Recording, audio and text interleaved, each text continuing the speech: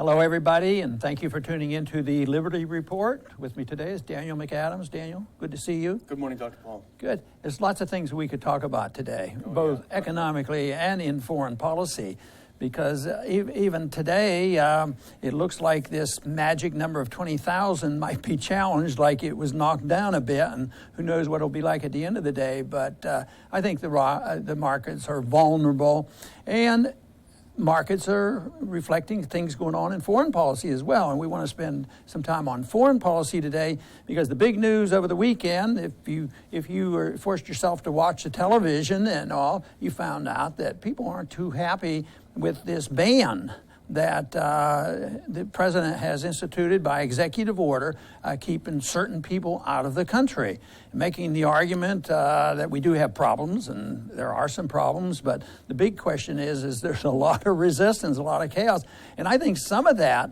going on right now is going to be reflected in the markets. But today, what we're talking about and what we're seeing is tremendous resistance to this ban, because some people are arguing that this is a religious ban, the Muslims are being banned and this sort of thing, and then also no, it's just the jihadists that are going to be banned. But then sometimes when we look at it, some jihadists are banned, but some other ones aren't, and some anti-jihadists are being banned. So it's really messy. But I guess it was about Friday when he issued this executive order, and why don't you tell the audience what that executive order actually said? Okay, sure. In a nutshell, essentially it did three things. First of all, it temporarily halts refugee admission for 120 days. He said, while we sort out who's coming in and what's happening, it caps refugee admission at 50,000 per year, which if you didn't know the precedent, it would sound either bad or good or what have you, but essentially the U.S., with some exceptions over the past few years, has typically allowed in less than 50,000, so that's not necessarily a cut. The third is probably the most controversial, which is a 90-day ban on people being issued visas to come to the U.S. or being allowed to enter the U.S. Who come from either Iran, Iraq, Libya, Somalia, Sudan, Syria, and Yemen. Those 7 countries, people from those countries cannot come, even dual citizens. And there's a question over whether green card holders are included in the ban or not. There's some chaos. So that's it in a nutshell. Well, and that chaos in interpretation of there was translated into chaos at the airports. And, although they said, well, only this small number were really retained, it looks like a bunch of them were retained for a long time. And, of course, that drew the crowds of demonstrators because it's easy to demonstrate against something like this.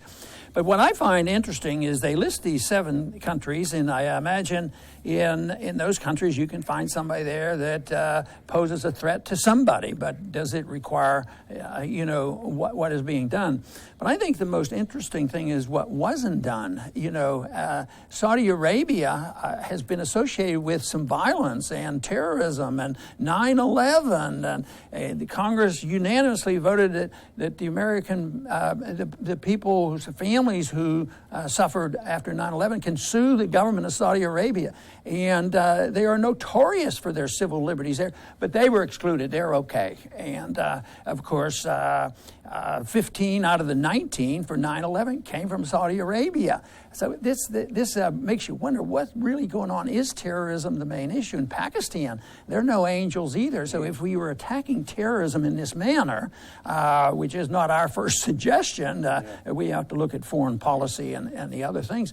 But so it doesn't really add up, and yet Trump comes back and he always has an explanation for this, but I don't even know whether the media, which would like to bug Trump, whether they point out these inconsistencies of, well, why don't you go after Saudi Arabia? I hear it, on the independent sources on the internet, but I'm not so sure the mainstream media will really, challenge Trump, with this discrepancy. Well, what's even more perplexing is that his executive order explicitly cites 9/11 and the 19 hijackers as one of the justifications for this ban. Yet somehow, mysteriously, the country where they all came from is excluded. And then you look at the 7 countries that are included, and you might play a little child's game. What do all these countries have in common? The answer is that they've all been either bombed and or destabilized by the United States over the past 20 years or so. That's what they have in common.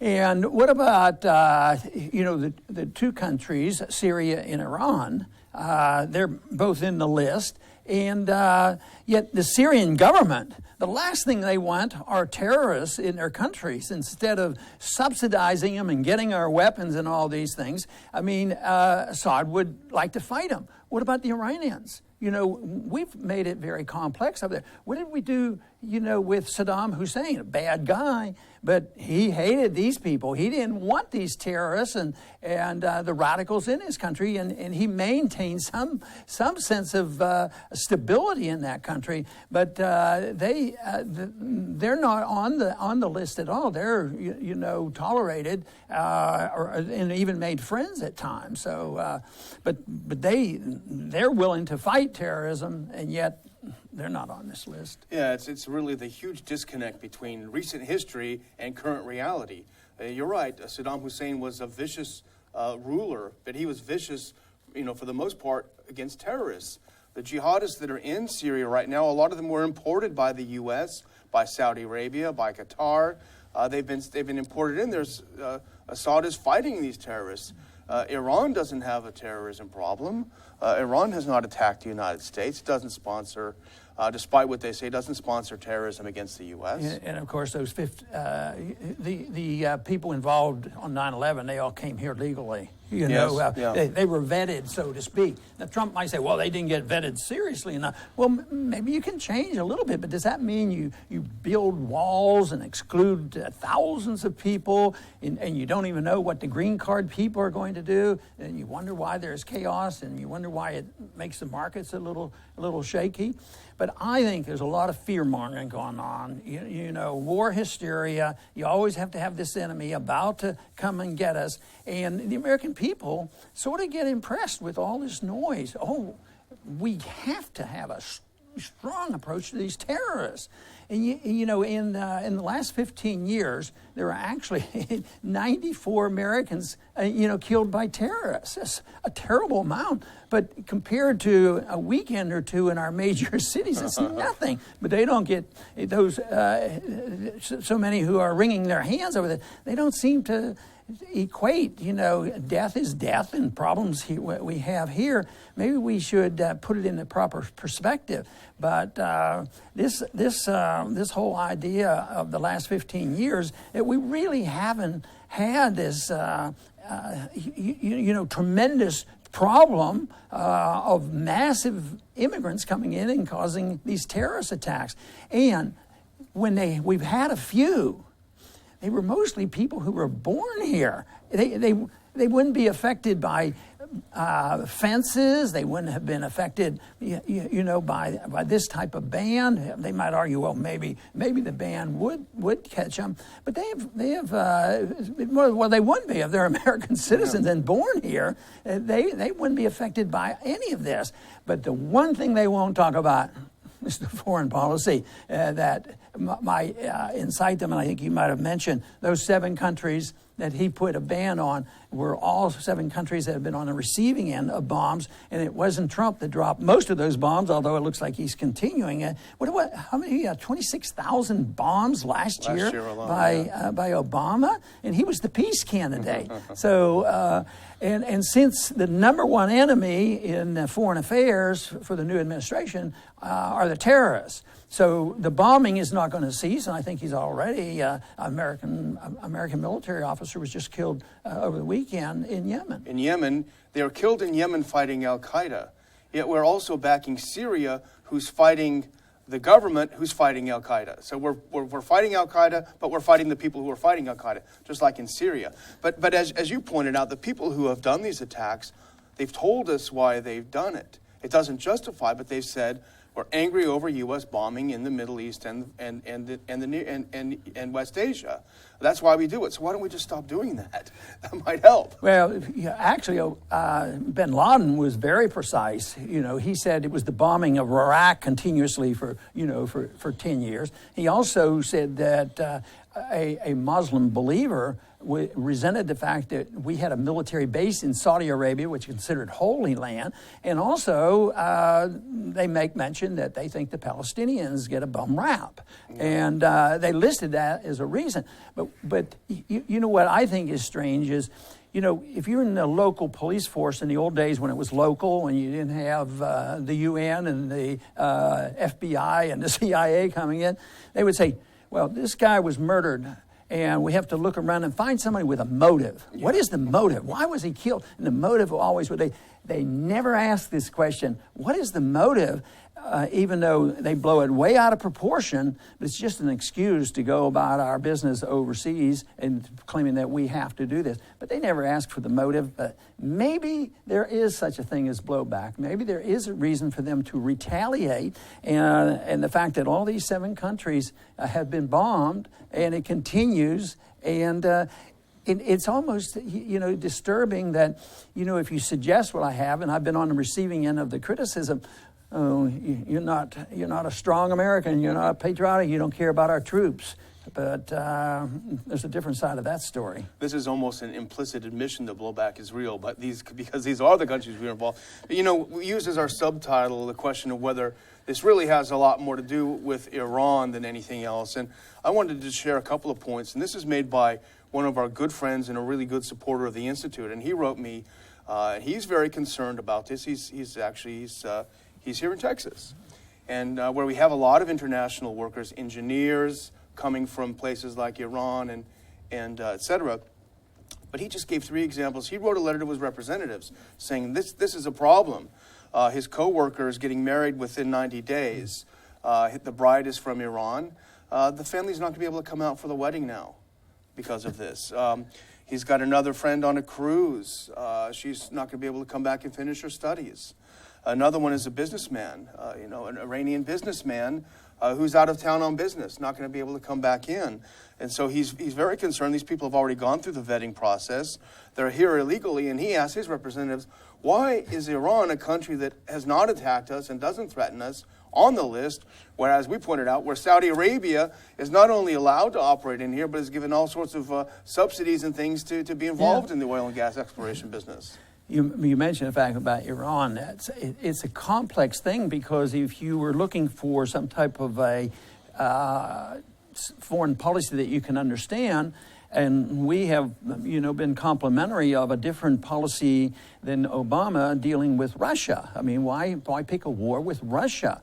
And yet, right now, of course, there's a difference for Trump when he deals with Iran. Iran and the terrorists is enough to continue this process of intervention and bombing.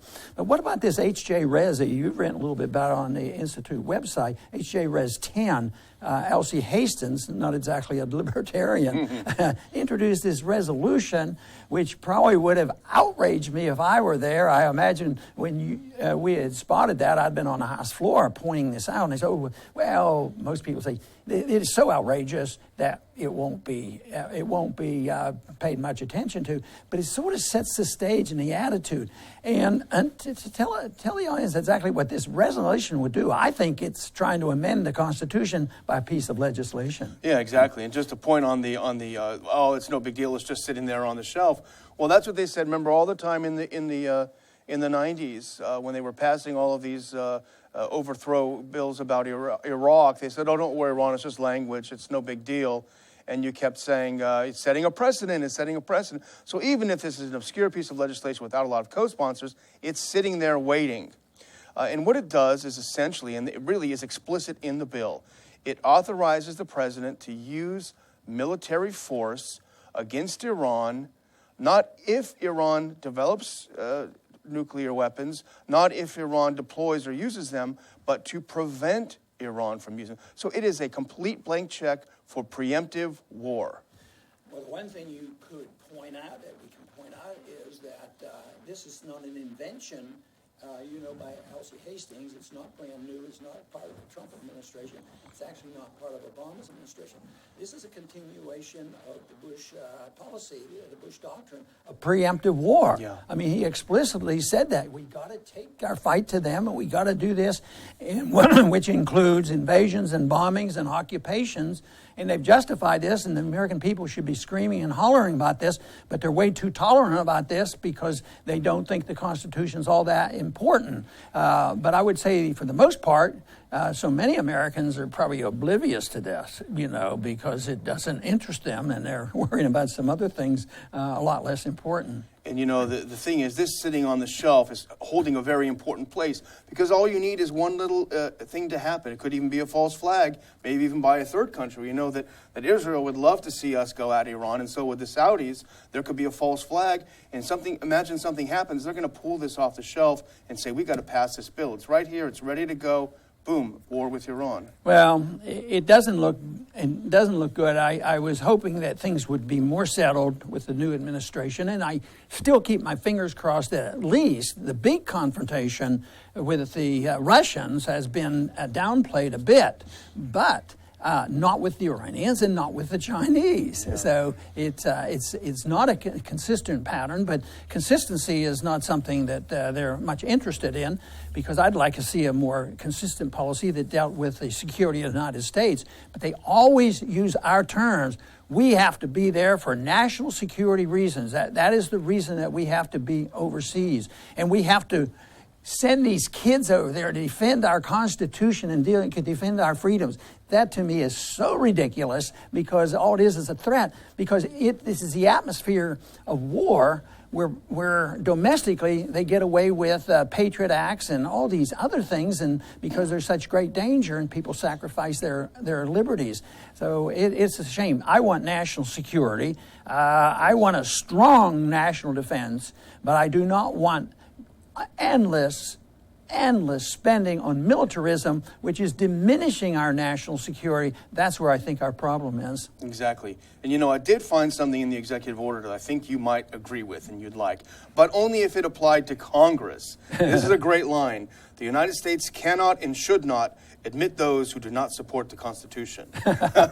Yeah, can you imagine which individuals in Congress are going to teach them about the Constitution when they're coming in? That's the big thing. Everybody's a constitutionalist in Washington. They all take the same oath. But some people believe in a flexible Constitution. It should be adaptable. Other people believe that you're supposed to follow it as it has been written. And I keep thinking of things like the Ten Commandments. Well, maybe we live in a society today where, they're way too precise. We have to modernize them and change them. So it is something that I think we earnestly try to address here on our program and point out that there is a much better foreign policy. The founders knew it and understood it. But from the very beginning, we drifted from that. But we really have drifted from this, especially since our entrance into the war of the Spanish-American War, and ever since Woodrow Wilson, all through the 20th century, it has been building. It's been an imperialist foreign policy, but we're running out of steam, running out of ideas. It's chaos, and nobody knows exactly what we're doing.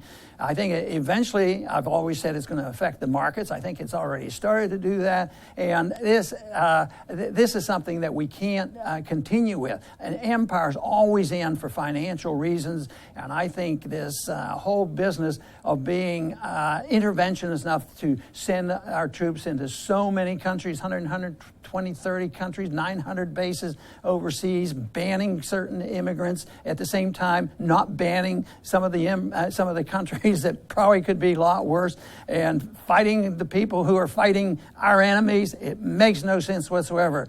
Non-intervention can answer all these questions. The principles of the Constitution could answer it. We shouldn't allow a congressman to write a bill and get attention and maybe get it passed that amends the Constitution. Of course, we've been avoiding the Constitution. Think of all the wars we fought since World War II without a declaration, so we ignore it. So it is a mess. But believe it or not, there are a lot of people out there in this country today that are still thinking about what we're talking about. And I am convinced that if he only heard our message, they could hear it and make a choice that'd be on the side of non-intervention and peaceful cooperation with all nations and trade, instead of waiting till problems get bad and then all of a sudden all we have are protectionism and bombing and all this intervention that goes on. That's not going to solve our problem. I do want to thank everybody for tuning in today to the Liberty Report. Please come back soon.